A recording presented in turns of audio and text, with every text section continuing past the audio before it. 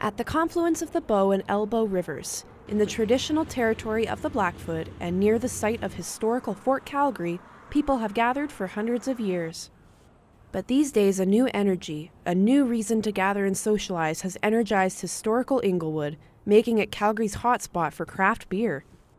Despite Inglewood's vintage aesthetic, modern breweries have opened throughout the community. These two operate right beside each other, and as history tends to repeat itself, the rivalry of whiskey traders that once required the establishment of Fort Calgary has evolved into a modern competition between microbreweries. Cold Garden offers a large variety of beer, a friendly atmosphere, and dogs. Blake Belding spoke to us about how Cold Garden came to be. Like what sounds like fun, and so the idea of a brewery kind of came from that, and I kind of got stuck on it when I was 18 and just had that dream foster for years and years. And a couple years later I said, okay, well, if I'm actually going to do this, I'm going to have to learn how to brew the beer myself, because who else is going to do it for me? So I started home brewing in the kitchen a couple years after that, and we did that for about 7 years. Went to England, took a little schooling over there to kind of hone my skills. Whereas Old Beautiful will provide you with a more relaxed atmosphere, a refined beer selection, and a patio area. Yeah, we started super small. We actually used to brew our beer over at Cold Garden. We had our tank over there, and we used their equipment to brew our beer. And then when we were over there, we knew this building that we're in right now was coming up for rent, so we got a hold of it after about 1.5 years of hard work. We finally signed a lease, and then took about 8 months to finish the construction and get everything up and running. We opened last August 2018. The competition is all in good fun, and Belding explains that Cold Garden isn't better than other breweries, but is simply different. Everybody has a niche, right? Everybody wants to do something different, or like kind of corner a section of the market. I think we've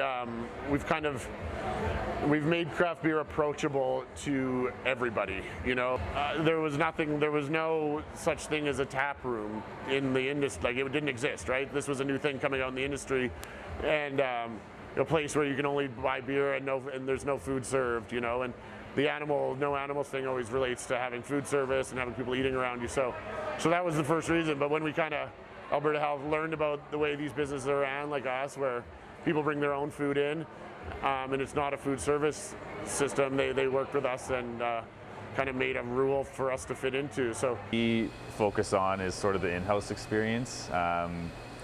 We try and kind of create like a comfortable environment for people to come in. We got our nice patio, and aside from that, you know, there's only so many beer styles in the world you can make, but I think has always come up with some really nice refined classic ingredients with or classic styles with some nice kind of, I call them like earthy modern twists to them. Craft beer is a rising trend here in Calgary, and this competition between breweries makes all of this more exotic and more unique. This means you can step into a brewery such as Cold Garden and try something you may have never experienced before, such as flavored beer. Ultimately, both craft breweries share the same goal. However, we asked frequent visitors why they chose one brewery over the other. IPA, for me, it must be IPA's pretty good. Beer is cheap and it's delicious, and you can bring your dogs. A blonde. Yeah.